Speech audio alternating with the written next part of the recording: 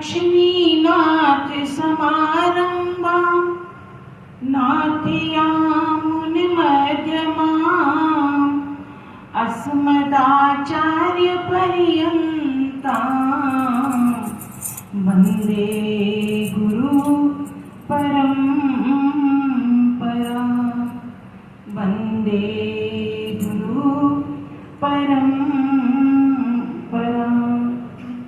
सीता मेरी मात है, पिता मेरे रघुनाथ, इन दोनों के चरणों में मेरी कोटि कोटि प्रणाम, कोटि कोटि प्रणाम।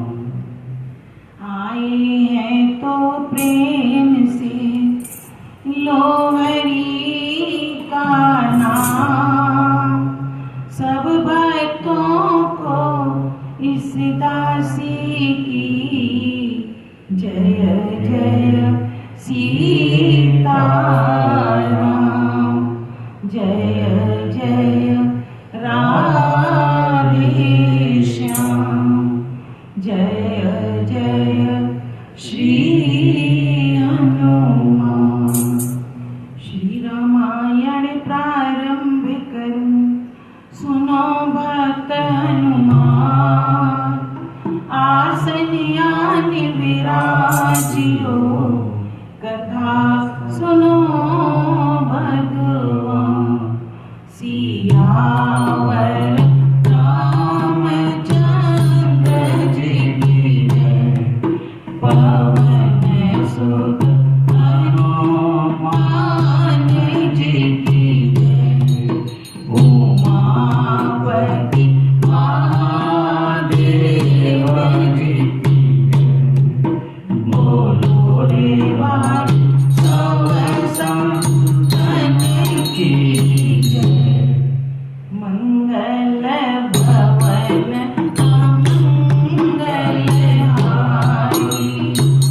द्रवहु सोत सरन अजर बिहारी।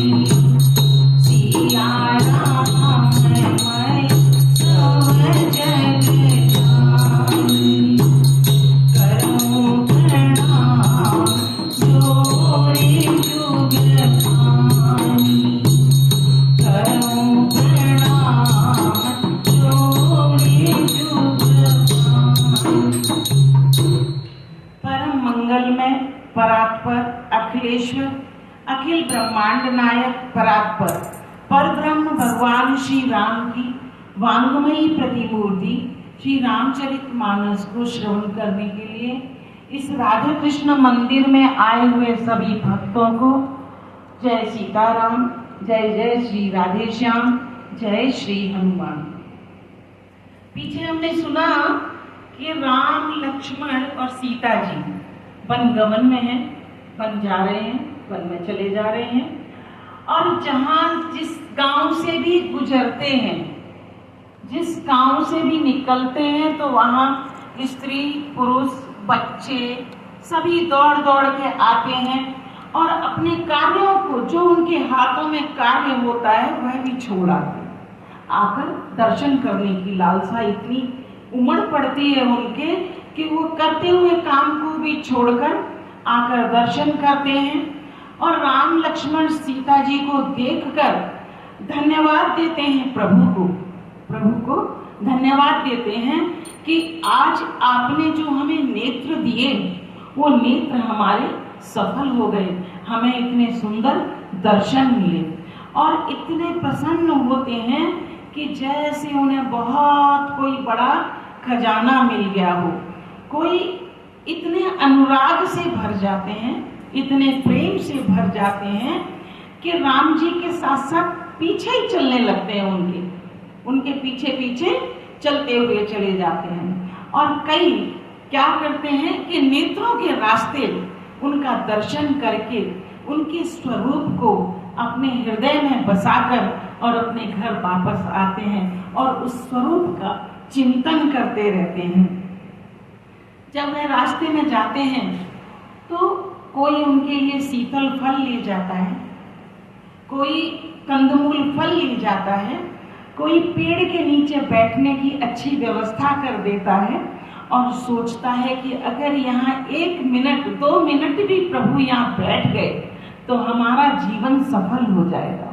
हमने जो प्रभु के लिए आसन बनाया तो हम सफल हो जाएंगे, हमारा कार्य सफल हो जाएगा, ऐसे सोचते हैं क्योंकि प्रेम में भरे हुए हैं। और स्त्रियां उनकी छटा देख देख कर बड़ी मोहित होती हैं और सीता जी से उनका आपस का संबंध पूछती हैं कि तुम्हारा आपस में कौन कौन कैसे हैं। सीता जी लक्ष्मण जी को बताती हैं कि ये गोरे से जो हैं ये मेरे देवर हैं, और तिरछी आंख करके कहती हैं कि वो हमारे पति हैं जो सांवले से हैं। और उनको देख देख कर गांव के नगर के निवासी सोचते हैं कि कैसे माता पिता हैं जिन्होंने इतने सुंदर बच्चों को, इतने सुंदर बालकों को वन में भेज दिया है। यहाँ तक की कथा हमने पीछे सुनी थी, आगे की कथा हम आज सुनते हैं। जोए कंदे मूल फल खाई, बादी सुधारी असन जग माई, एक खाई ए सहज सुहारे, आँखों प्रगट भय दीदी न बनाए, जनकी वेद करी विधि करई, श्रवण नयन मन गोचर वरई, देखहु खोज भुवन दस चारी, कह अस पुरुष कामा असी नारी, किन्हीं देखी मन अनुरागा, पत्थर छोड़ बनावै धागा,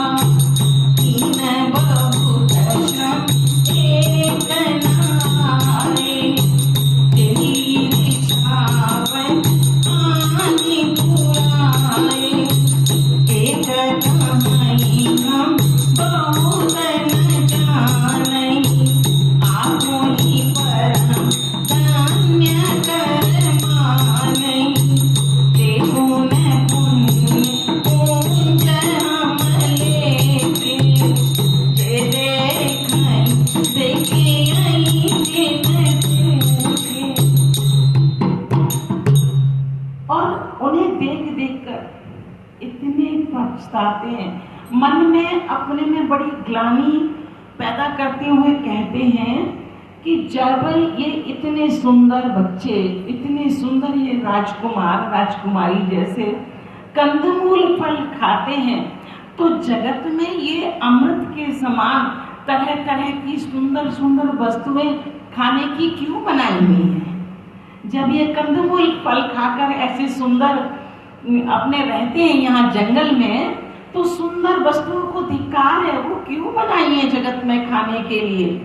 और इनका सौंदर्य माधुर्य नित्य और स्वाभाविक है, वे अपने आप प्रकट हुए हैं, ब्रह्मा के बनाए हुए ये नहीं लगते। उनकी सुंदरता को देख देख कर नगर निवासी जो रास्ते में मिलते हैं वे कहते हैं कि ये इतने सुंदर हैं, ये ब्रह्मा के बनाए हुए हमें नहीं लगते, ये तो स्वयं ही निर्मित होकर आए हैं ऐसा लगता है। हमारे कानों, नेत्रों और मन के द्वारा अनुभव में आने वाली विधाता की करनी को जहाँ तक वेदों ने वर्णन करके कहा है, वहां तक 14 लोकों में हमने आज तक इतने सुंदर बच्चे, इतने सुंदर राजकुमार हमने कहीं देखे ही नहीं। तो हमें नहीं लगता कि इनको ब्रह्मा ने बनाया है, ये तो खुद ही निर्मित होकर आए हैं, कहीं भी ऐसा देखने में नहीं मिला। 14 लोग ये पृथ्वी से ऊपर के 7 लोग और पृथ्वी से नीचे के 7 लोग, जैसे सतलोक, तपोलोक, जनलोक, महालोक, स्वर्गलोक, ध्रुवलोक, भूलोक, अतल लोक, पितल लोक, सुतल तलातल और महातल, रसातल, पाताल। ये 14 तलों में, 14 भूलोकों में हमने कहीं भी ऐसे सुंदर नहीं देखे। 14 लोकों को हमने देखा हुआ है और इन्हें देखकर हमें तो ऐसा लगता है कि ये जो निर्मित होके खुद आए हैं, विधाता ने सोचा होगा कि हम भी ऐसे बनाएं, और वह निष्फल हो गया होगा। विधाता इस तरह का दूसरी कॉपी बना ही नहीं पाया होगा। लोग सोच रहे हैं, अब क्या सोच, जितने दिमाग उतनी तरह की सोच। लोग सोच रहे हैं कि ब्रह्मा ने ऐसा पीस दोबारा बना ही नहीं पाए, तो ईर्ष्यावश, क्योंकि वो बना नहीं पाए, तो जलन की वजह से इन्हें जंगल में भेज दिया। जलन की वजह से इनको जंगल में भेज दिया। और कोई कहते कि हम बहुतों को जानते नहीं हैं, हम तो ये जानते हैं कि हम बहुत भाग्यशाली हैं, हम बहुत पुण्यशाली हैं, जो हमें इनके दर्शन मिले हैं। हमसे ज्यादा भाग्यशाली कोई नहीं है।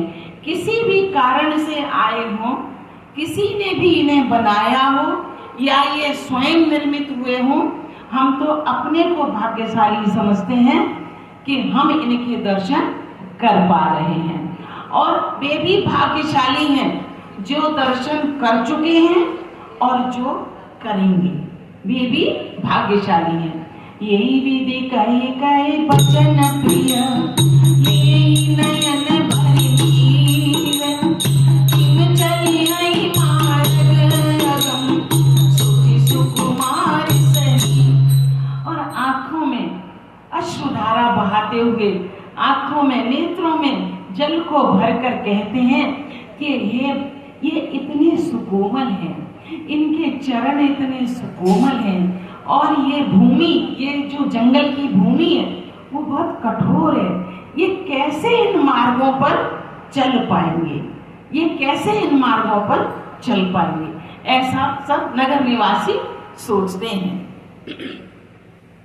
नारी स्नेह बिकल बसे होई, चकई सांझ समय जनु सोई, नरपद कमल कठिन मगुरानी, कही बही हृदय कमई बरवानी, बरसत मृदुल चरण अरुणारे, सकुचती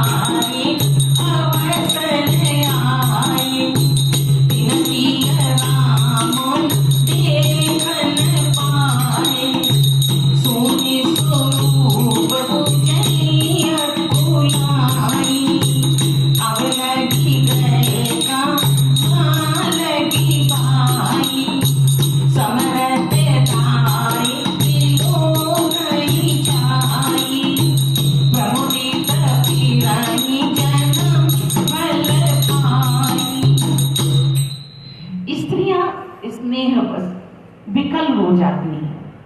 मानो संध्या के समय जैसे चकवी रात्रिकालीन आती है तो रात भर के लिए चकवी और चकवे का बिछोड़ हो जाता है, तो ऐसा सोचते हुए कि ये आगे बढ़ जाएंगे जंगल में और हम यहीं रह जाएंगे, हमसे बिछुड़ जाएंगे, ऐसा सोच सोचकर स्त्रियां बिल्कुल स्नेहवश हो गईं, आंखों में अश्रु भर भर कर रोने लगी, दुखी हो रही हैं और इनके चरण कमलों को कोमल तथा मार्ग को कठोर जानकर वे व्यथित हो जाती हैं, हृदय से दुखी हो जाती हैं और इनके कोमल लाल लाल चरणों को छूते ही ये पृथ्वी, उनको ऐसा लगने लगा कि जब ये पृथ्वी पर चलते हैं तो पृथ्वी सकुचा जाती है, क्योंकि इनके चरण इतने कोमल हैं, जब वे पृथ्वी पर रखते हैं तो पृथ्वी अपने आप को सकुचा के सिकोड़ने लगती है। जैसे हमें कोई संकुचित जब हमारा जीव हो जाए किसी चीज से, तो हमारे अंदर ग्लानि आ जाती है, हमको ऐसा लगता है जैसे हमारा हृदय संकुचित हो रहा हो। तो ऐसे सोचते हुए कि जगदीश्वर ने यदि इन्हें वनवास दिया तो इस पूरी पृथ्वी को, इस रास्ते के ऊपर फूल क्यों नहीं बिछा दिए। ऐसे भाव हैं लोगों के, जो भाव उनको देख रहे हैं जाते हुए लोग, उनके भाव हैं ये कि पृथ्वी फूल से आच्छादित क्यों नहीं कर दी, फूल से मार्ग को ढक देना चाहिए था।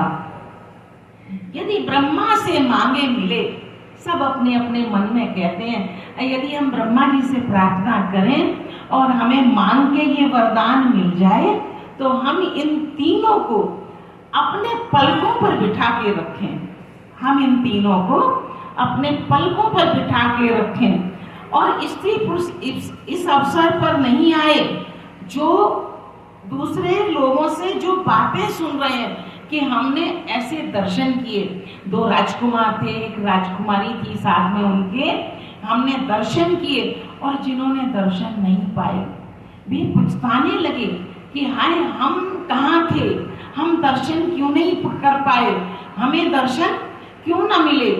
और उनके सौंदर्य की सुन सुनकर व्याकुल होने लगा उनका जी कि हमें किस तरह उनके दर्शन मिल जाएं। फिर पूछते हैं कि भाई वो कितना दूर गए होंगे, और जब बताते हैं कि अभी उनको 10-15 ही मिनट हुए गए हुए, तो दौड़कर जाते हैं और उन्हें पकड़कर दर्शन करते हैं। जब उनके दर्शन हो जाते हैं, दौड़ते हुए जाते हैं, जब उनके दर्शन हो जाते हैं तो ऐसे लगता है जैसे पता नहीं करोड़ों लाखों का खजाना लूट के वे वापस आ रहे हैं। पता नहीं उन्हें कितनी इतनी बड़ी कोई निधि मिल गई, आनंदित होकर लौटते हैं।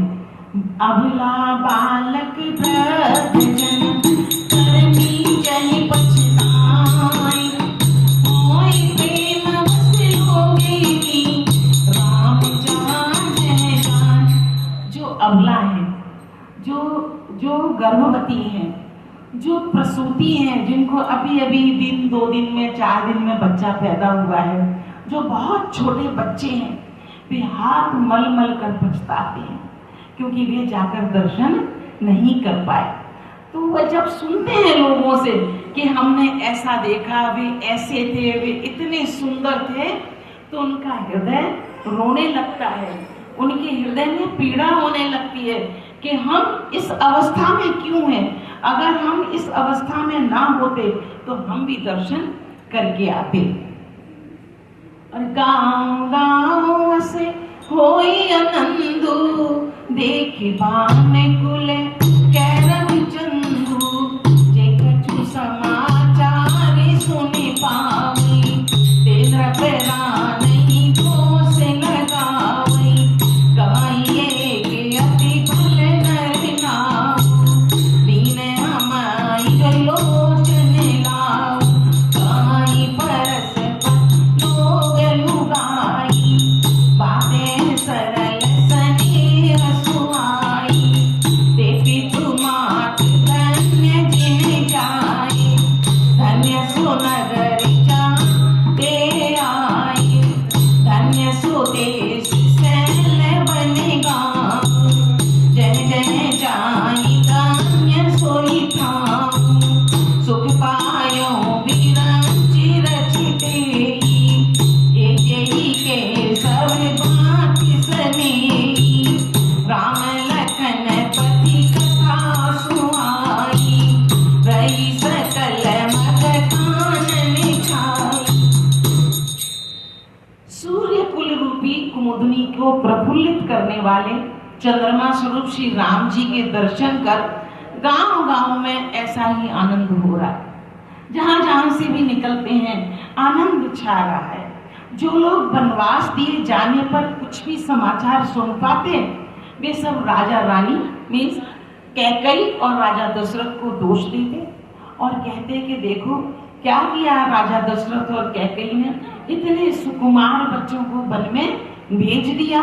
कोई कहते कि राजा ने बहुत अच्छा किया, क्योंकि जितने लोग उतनी सोच, सबकी अलग अलग सोच है। तो कोई कहता कि राजा ने बहुत अच्छा किया है, अगर राजा इन्हें वन में ना भेजते तो आज हम जैसे लोग दर्शन कैसे कर पाते, हम कहाँ से दर्शन कर पाते। स्त्री पुरुष आपस में सीधी सीधी और स्नेह भरी बातें करते हैं। कहते हैं कि वे माता पिता बहुत ही धन्य हैं जिन्होंने इन बच्चों को जन्म दिया है, जिन्होंने इनको जन्म दिया। और वो नगर धन्य है जहाँ से ये आए हैं। वो देश, पर्वत, वन, गांव सभी धन्य हैं। वह स्थान धन्य है जहाँ जहाँ ये जाते हैं, जहाँ जहाँ ये अपने चरण रखते हैं। ब्रह्मा ने जो जीव इनके दर्शन कर रहे हैं, जो जीव रास्ते में या कहीं भी इनके दर्शन कर रहे हैं, ब्रह्मा ने उन्हें बनाकर भी सुख पाया, क्योंकि परमानंद के दर्शन कर रहे हैं। तो ब्रह्मा ने उन्हें बनाकर भी बहुत सुख पाया। पथिक रूप श्री राम लक्ष्मण को सुंदर कथा सारे रास्ते और जंगल में छाई हुई है। सारे रास्तों में, जंगल में जहाँ चर्चा चलती है, राम लक्ष्मण और सीता जी की चर्चा इस समय चल रही है। विधि रघुकुल कमल रवि मग लोगन सुख दे, जाय चले देखत विपन सिय सौमित्र समीप। रघुकुल रूपी कमल को खिलाने वाले सूर्य श्री रामचंद्र जी इस प्रकार मार्ग के लोगों को सुख देते हुए, मार्ग में आने वाले मिलने वाले लोगों को आनंदित करते हुए, सीता जी और लक्ष्मण जी सहित वन को देखते हुए, मतलब उनको देखते हुए लोगों की तो बात छोड़ो, जो रास्ते में पशु पक्षी मिलते हैं वे भी आनंदित होते हैं उनके दर्शन कर करके। और रामचंद्र जी उनको सबको दर्शन देते हुए आनंदित होते हैं अंदर ही अंदर। आगे राम लखन बने पाछे, तापस की सबीरा जत काछे, उभय बीच सी सोमति कैसे, ब्रह्म जीव भी माया जैसे, बहुरी कांचन जसे मन बसई, जन्म मरण मार्ग रति लसई, उपमा बहु कहूँ जिय जोई, जन्मु देवी भूमि रोहनी सोई, प्रपद रे कवि जबिज सीता, धरती चरणना चलति समीता, सिय राम पर अंक बनाए, रतन चलनि मत गानि मिलाए, राम लखन सीत सुहाई, बचन यथोच कीनि कहि जाई, खग मगन देखि कवि होई, लिए जोरे जी राम बटोई। आगे श्री राम जी हैं, आगे रास्ते में सबसे आगे श्री राम जी हैं और पीछे लक्ष्मण जी सुशोभित, पीछे लक्ष्मण जी सुशोभित हैं। तपस्वियों का रूप है, दोनों का तपस्वियों का रूप है और बड़े ही शोभा पा रहे हैं। आगे राम है, पीछे लक्ष्मण है और बीच में सीता जी है। दोनों के बीच में सीता जी, उभय बीच सिय सोहित कैसे, ब्रह्म जीव बिच माया जैसे। तो तुलसीदास जी का कहना है यहाँ पे कि आगे राम है, पीछे लक्ष्मण है और बीच में सीता जी है। उन दोनों के बीच में सीता जी कैसी लग रही हैं? जैसे ब्रह्म भगवान और जीव हम लोग, हमारे और भगवान के बीच में ये सांसारिक माया, जैसे कि संसार में हमें कमाना है, खाना है, हमें कैसा रहना है, व्यवहार करना है, तो हमें करना क्या चाहिए? माया कैसे? जैसे कबीरदास जी ने भी कहा, माया का रूप बताया कि माया महाठगनी हम जानू, माया महाठगनी हम जानू। उन्होंने तो उसको ठग बता के पीछा छुड़ा लिया, पर तुलसीदास जी यहाँ बड़ा अच्छे से विवरण कर रहे हैं उसका, कि राम और लक्ष्मण के बीच में, दोनों के बीच में सीता जी कैसे शोभा पा रही हैं? जैसे ब्रह्म और जीव हम हैं, ब्रह्म और जीव के बीच में सांसारिक माया, हम संसार में आए, तो संसार क्या है? ये हमारे और ब्रह्म के बीच का आवरण है, ये हमारे और ब्रह्म के बीच का आवरण है। हम इस संसार की माया में इतने लिप्त हो जाते हैं, इतने खो जाते हैं कि हमें ब्रह्म दिखाई नहीं देता, हम ब्रह्म को पहचान नहीं पाते, हम ब्रह्म को पहचान नहीं पाते। अब हमारी तो बात छोड़िए, स्वयं ब्रह्म माया से पीछा नहीं छुड़ा पाए, स्वयं ब्रह्म माया से पीछा नहीं छुड़ा पाए। माया दो प्रकार की होती है, माया दो प्रकार की होती है, एक कंचन, एक कामिनी। माया को दो प्रकार बताए हैं, एक कंचन, एक कामिनी। कंचन धन दौलत, हमारे घर, पूरे सब संसार में जो भी भौतिक वस्तुएं होती हैं, ये सब हमारी क्या है? ये कंचन माया है। कामिनी कहते हैं स्त्री को, कामिनी स्त्री पद कामिनी माया है।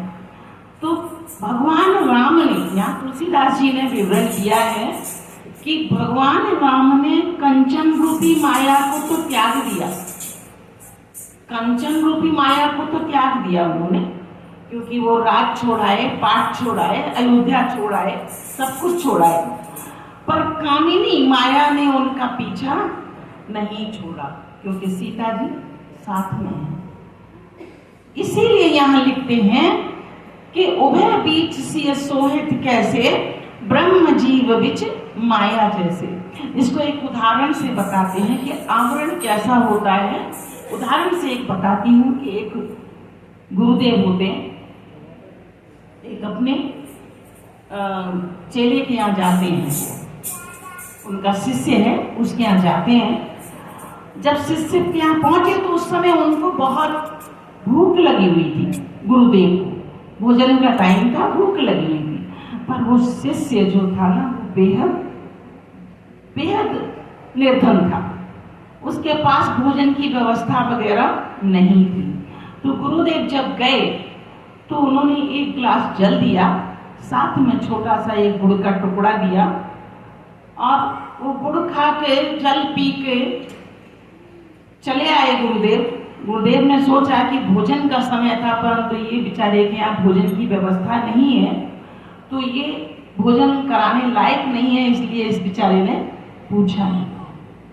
तो चलते समय उन्होंने एक डिब्बी दी उसको और कहा, ये भी एक परीक्षा लेने के हिसाब से थी। वो निर्धन तो जरूर था, पर हृदय उसका बहुत स्वच्छ, कोई उसमें कूटनीति, कोई चालाकी, कोई ये सब नहीं था भरा हुआ उसमें।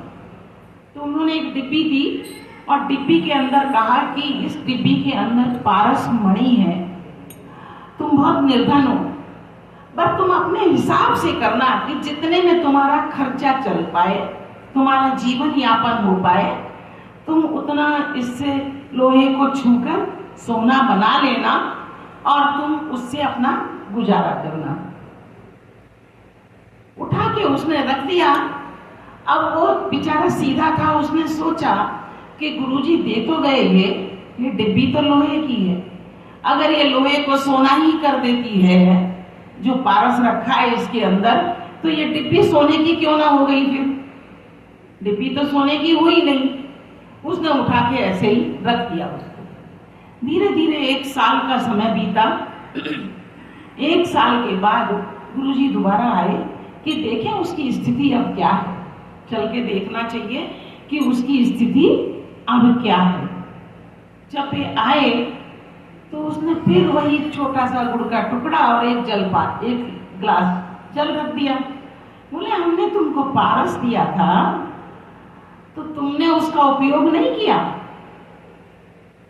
तो वो गया, बोले ठहरिए गुरुजी, उठा के लाया। वो और ज्यादा जंग लग गई थी, काली हो गई थी डब्बी एकदम से। 1 साल का समय बीत गया। आके उसने कहा कि ये अगर पारस ऐसा ही होता है कि वो लोहे को सोना बना देता है, तो ये डिब्बी काली क्यों है? ये तो लोहे की रखी हुई है, ये क्यों ना सोना बन गई? गुरुजी को भी लगा कि बहुत भोला है अंदर से, इसमें छल कपट नहीं है।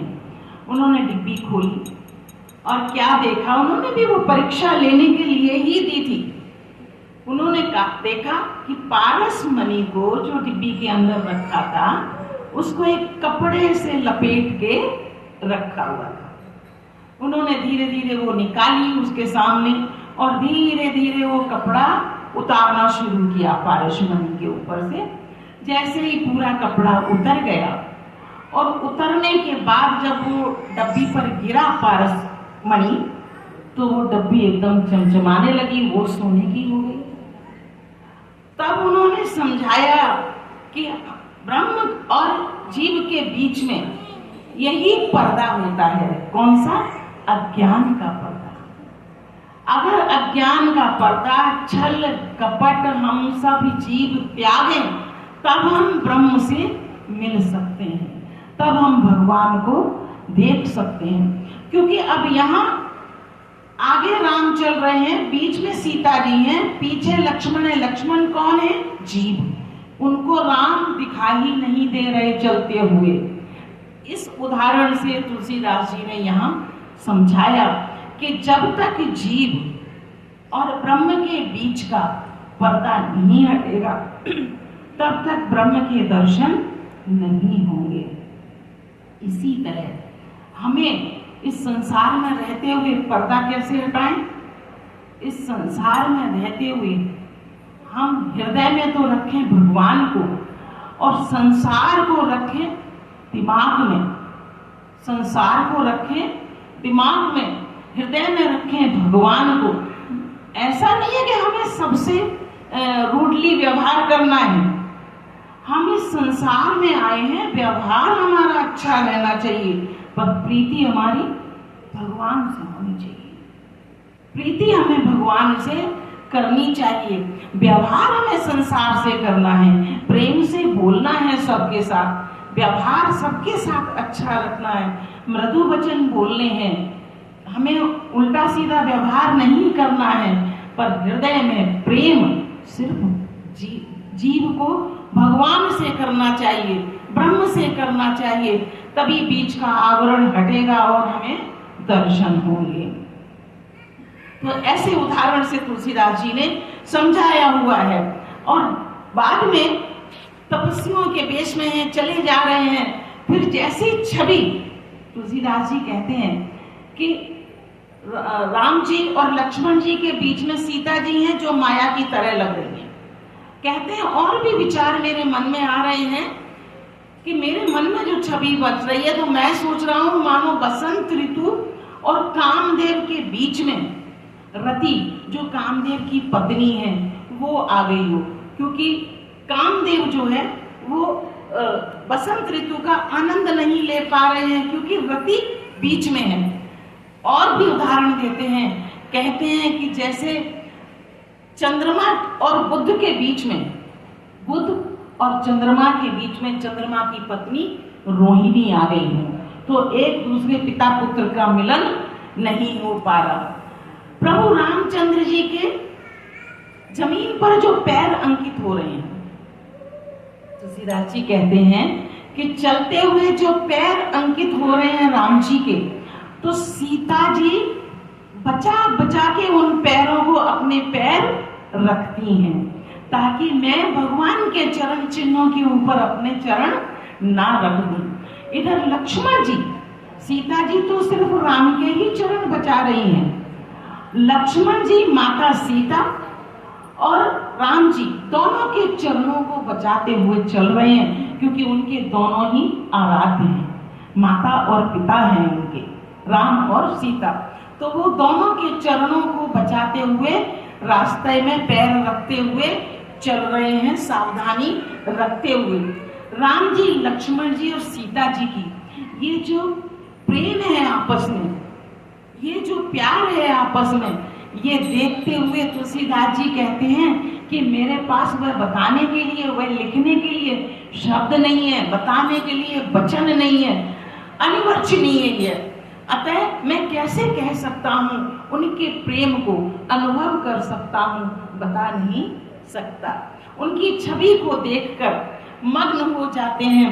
पथिक रूप श्री रामचंद्र जी ने जैसे, जब वे तीनों चल के जा रहे हैं तो उनकी वह छवि मेरे चित्त को चुरा लेती है। तुलसीदास जी कहते हैं कि उनकी छवि को देखते हुए मैं अपने आप में नहीं हूँ, मेरा चित्त अपने आप में नहीं है, उनकी लीला में समर्पण हो गया है जैसे मेरा मन। जिन जिन देखे पति कपिया सिय समेत दुहाई, अब मधुवधम अमृत ली, तीनों सम रहे विधान। प्यारे पथिक रूप में सीता जी, लक्ष्मण जी और राम जी को जिन जिन लोगों ने देखा जाते हुए, मार्ग में जाते हुए, उनका भव का अगम मार्ग, मतलब जन्म मृत्यु रूपी जो आवागमन था, वह सब मिट गया, मोक्ष को प्राप्त हो गए। वो जिन लोगों ने भी उनको पथिक रूप में राम लक्ष्मण सीता जी को देखा, तो उनके तो जन्म जन्म के दुख क्लेश दूर हो गए, बिना ही परिश्रम के आनंद के साथ तय कर लिया उन्होंने वह रास्ता। और क्या बताऊं, वह दर्शन मन को आनंदित कर जाते हैं। आज की कथा को यहीं स्थगित करती हूँ, आगे की कथा अगले रविवार को सुनाएंगे। श्री रामायण समापत करूं, सुनो भक्त हनुमान, जागो राम चरित ताकु करो बयान, सियावर रामचंद्र जी की पवन सुत हनुमान जी की उमापति महादेव जी की बोलो रे भाई सब संतन की। अब हनुमान चालीसा करेंगे।